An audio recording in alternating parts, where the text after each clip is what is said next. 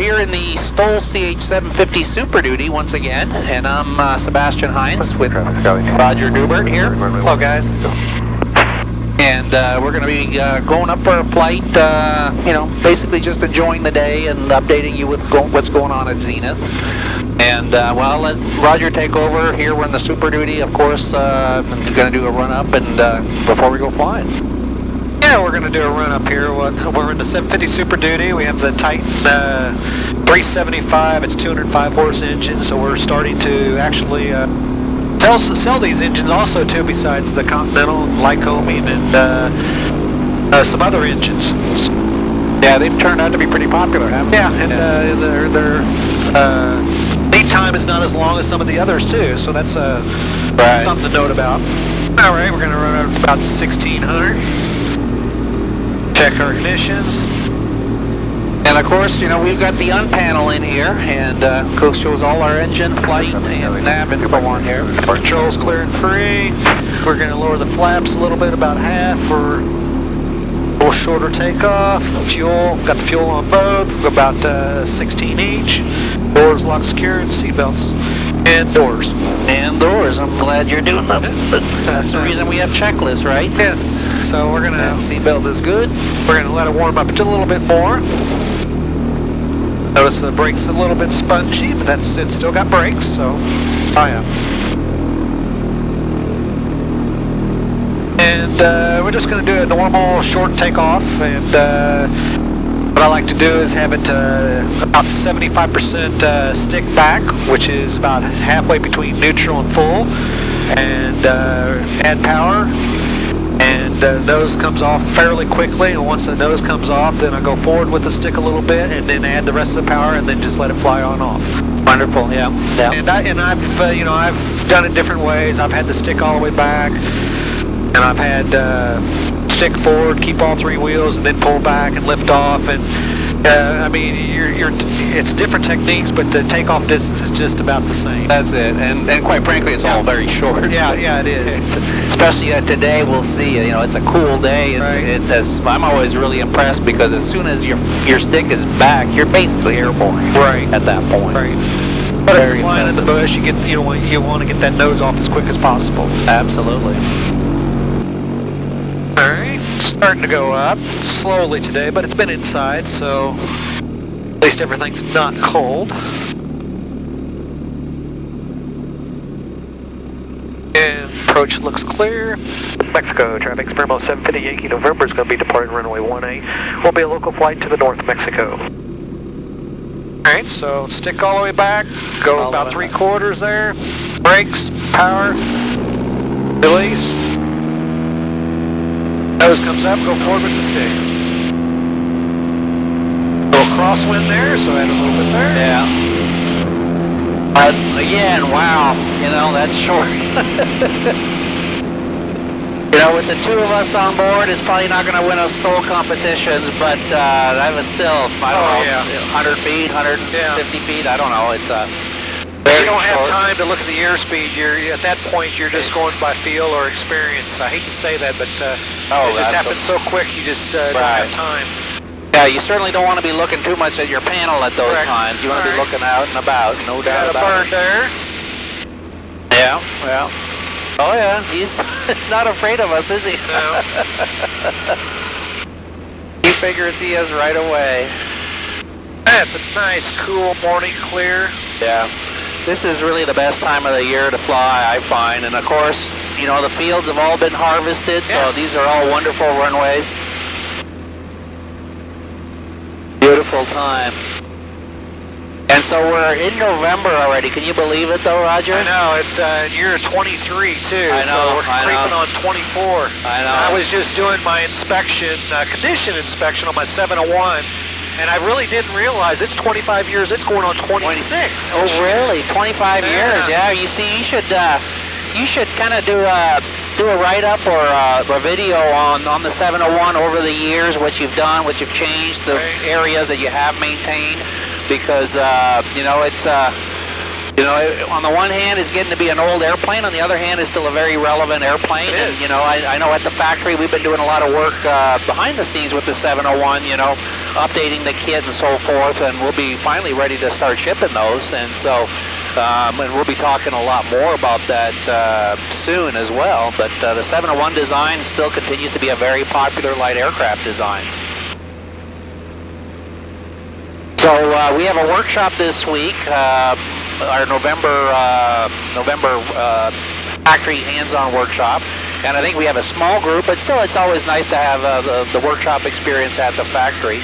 And one of the things, you know, at the factory, of course, visitors get to know us, get to meet with us, tour the factory, see how the rest of the kit is built, and then of course go up flying in a demo flight in the airplane, and in addition to the actual learning experience of the actual workshop itself.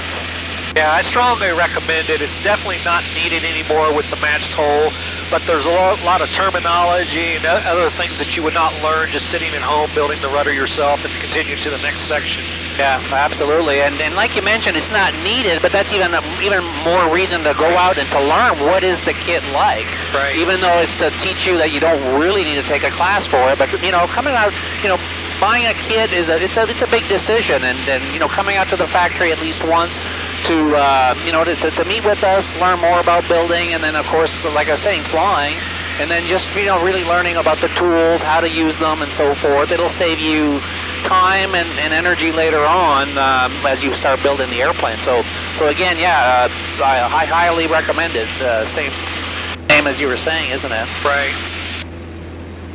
And you know, next month, well, I guess it's next month, early December, we're going to be down in Florida. And of course, you know, we like to go down in Florida in December because it gets kind of cool out here, or beautiful out here. See over the train tracks? Oh yeah, that's kind of neat.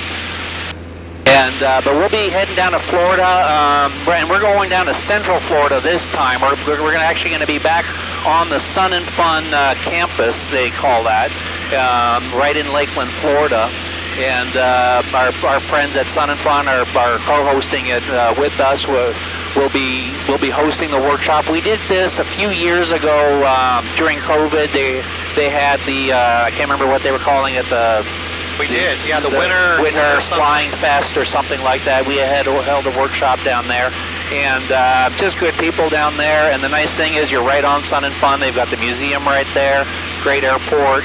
And so we look forward to doing that, and I'll make sure to provide links and information on how to set up for that. Of course, we like to see local Florida people, but you know, flying into Florida is easy to do, whether commercial or with a light airplane. So you know, if you're a pilot or want to become a pilot, you know, come out to Lakeland, Florida, December 1st and 2nd.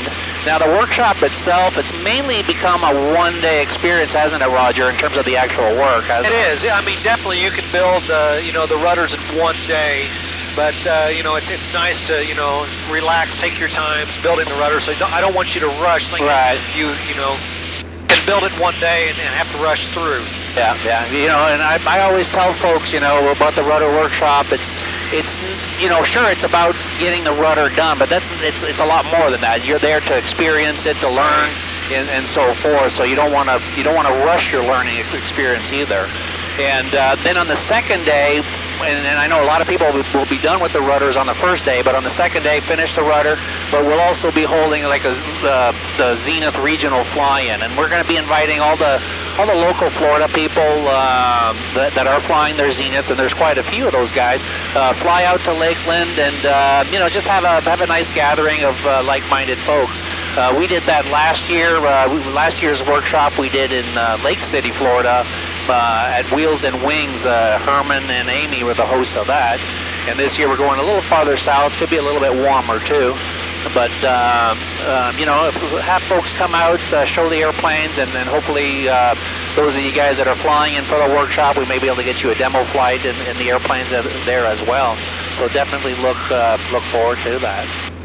And then, of course, you know, next year in April, there'll be Sun and Fun again, and we'll be back in Florida for that, won't we? Oh, yeah, that's coming right around. Yeah. Late last week, pretty much everybody in the home-built kit aircraft industry kind of got surprise news, didn't we? Oh, yes, we did. And that's what I'm referring to, of course, is, you know, Van's Aircraft, Dick Van Grunswen, released a video basically saying that they were in a cash flow crisis at Zenith Aircraft. And that kind of certainly surprised me and you. You know, of course, we're competitors, so we're not privy to their day-to-day operations. But at the same time, you know, we're a small industry. We view ourselves all as part of a kind of a big family, so to speak, in the sense we all promote home building and you know, this building airplanes is the hobby that we like to do. And as kit manufacturers, we share a lot of information, and so. Kind of a surprise for us. You know, we certainly hope that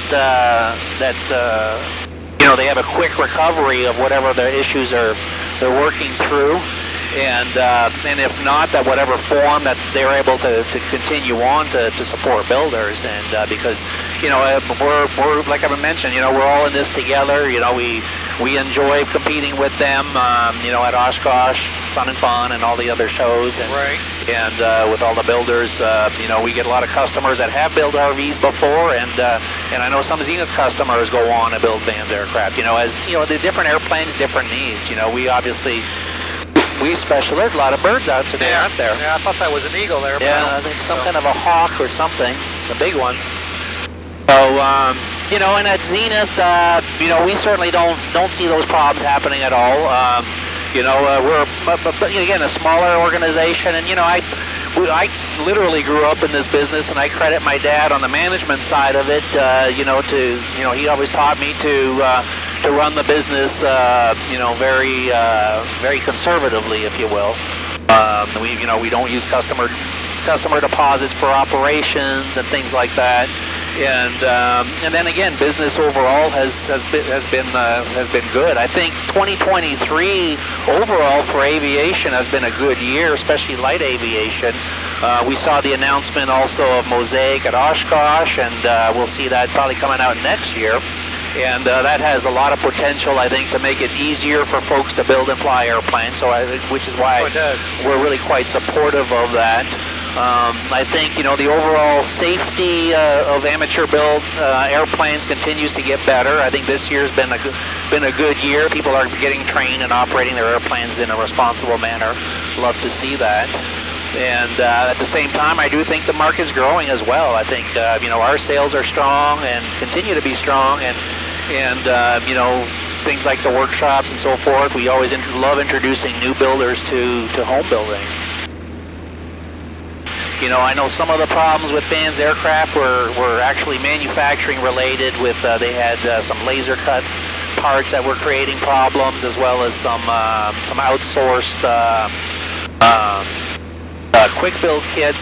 And you know, to quickly address that, you know, we do all of our manufacturing in-house, and so I think it gives us a little bit better control of that. And then we use the high-speed routers, which basically drills a hole no differently than a manual drill.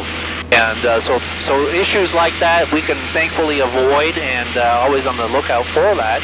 You know, we take quality control very seriously. You know, we've like all companies, you know, we've had issues in the past that whether you know, it's a recall or anything else. You know, as a manufacturing company, these are serious issues that we have to look at, and that's where by doing as much in-house as possible, I think we can mitigate those potential problems. As a lot of you guys know, we're in the process of expanding our current facility. We're adding 10,000 square feet at our factory. And in large part, that expansion is not only to accommodate, you know, more business, but also to do the existing business that we have to do more and more in-house, so that we can do more manufacturing right at the factory. Outsourcing, like most companies, we've played with that in the past, and we've decided to really do more manufacturing in-house, because that just gives us better control of cost and quality, which are two very important things for the home built market. Yeah, we get all our supplies coming in. We make sure they got build test reports and been tested, and material and hardware, and we always try to stay on top of the game on that end of it too. Yeah. You know, and that's one of the things that makes aviation a little bit more expensive than maybe other industries, because we have those extra steps. But it's also, you know, for good reason. So it's and again, we've been doing this well over 30 years here in Mexico, Missouri, so it's nothing new for us. So it's just something that we continue to expand on and continue to do better and better.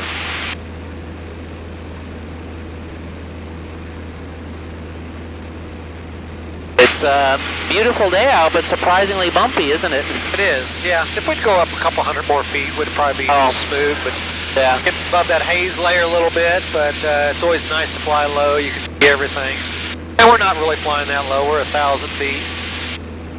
And that's kind of our regular height, isn't it? It is. Altitude. You know, folks always ask us, you know, what altitude we fly across country, and it's, well, it's the same as we fly in the pattern pretty much, isn't it?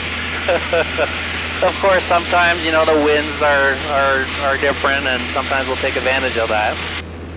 But the beauty of it is just the view, the visibility, and with these bubble doors, you know, I'm looking straight down, right down on top of these houses, and you're doing the same thing on your side, aren't you? Yeah. But 2023 is not quite over yet. We've got a couple more months, but it's gone by quickly, hasn't it? And maybe it's just you and I are just getting older. I don't know. They say as we get older, time goes by quickly. But and again, we thank all our customers. Feel free to call us, visit with us. You know, we're open at the factory for demo flights, factory tours all the time. We enjoy doing that. And just because with winter coming on, it's a little bit colder, it's still good flying weather, good flying times. So take advantage of that. And like you were mentioning earlier, you know, folks that are looking at getting into building, we really recommend try to schedule time to come out and do the factory workshop as well. Exactly, and you know, I'm getting a lot of calls from second owners buying second, third, fourth hand airplanes, and definitely they should come to the rudder workshop. Yeah. They gain a lot of experience. And that's a good point. And maybe we need to change the name. It's not a rudder workshop, but introduction to Zenith Aircraft. Well, it kind of is. It really is. And you know, we like doing the rudder because it's a small section, yet it's a complete section of the airplane. You know, it's got the spar, nose ribs, rear ribs, and then the skin's covering it. So it's no different than building a wing or other section. But at the same time, you know, the purpose we do that is to introduce folks to the actual building. And so it's really not just an introductory. It's just learning about the rivets, the drawings, the manuals, and so forth. So which is why, yeah, if you're even a second owner, if you've already got a finished rudder in your kit that you bought that somebody else built, come out and build your own rudder. And I think you'll have a good experience doing that and learn quite a bit by doing that. Well, you think we ought to head back in and, well, you know, it's nearly too nice out here just to be looking down and seeing out here. But I know we've got a lot of work at the office, and so yeah, let's head back and help the rest of the team out. Mexico traffic, Springville 750 Yankee November is 2 miles to the south, the inbound landing for runway 18 Mexico.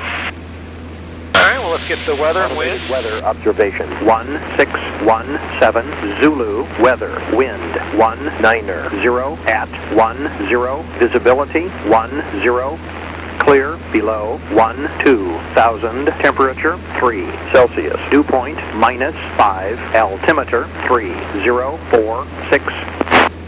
Alright, so we got the wind 190, so we're going to use runway 18.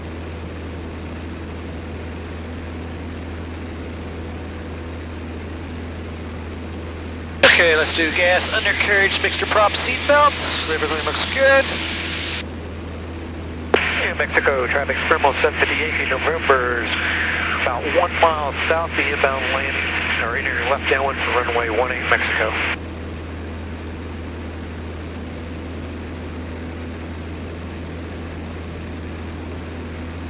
And we can see in the distance the Zenith factory at the airport, and the addition is coming along fairly well there. Yeah, it is. I'm excited to get it finished and organize everything. And, I actually looked this weekend. I saw a new big toolbox I might be getting. You think, how can we clean things up? And so, it'll be good to clean things up. And I think that front half is going to be the showroom. Yeah, it'll give us a lot more Yep. space, showroom for workshops. Yep, exactly. And some of the things like that. Yeah, it'll be really nice to have. And then of course on the manufacturing side, do better, more space for manufacturing as well as on the shipping and receiving side.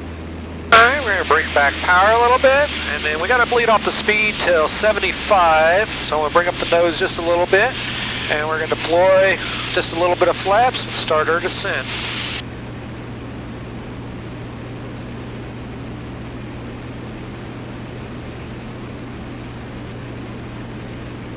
You got great visibility, you're never lost in the pattern. Yeah, that's beautiful.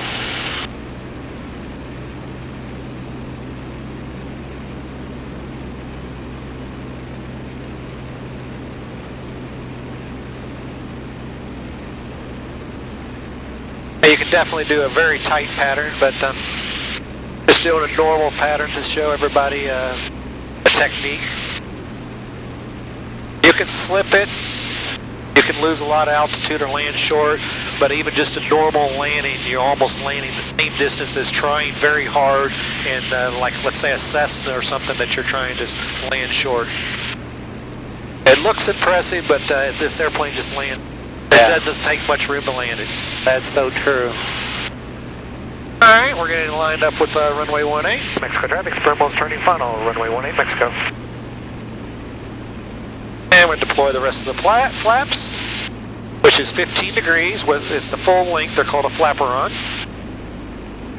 At this point, I'm adjusting pitch and power, you know, a little bit more than you would a Cessna.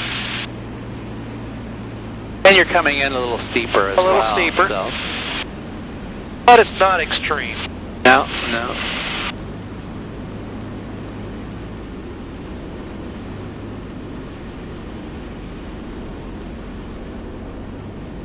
Nice.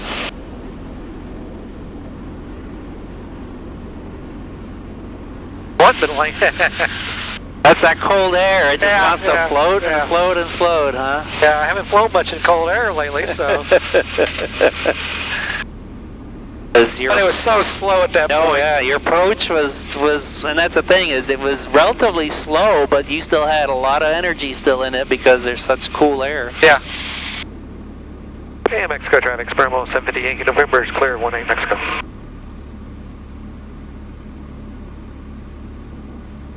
Pull up to the pumps and fill her up for the workshop.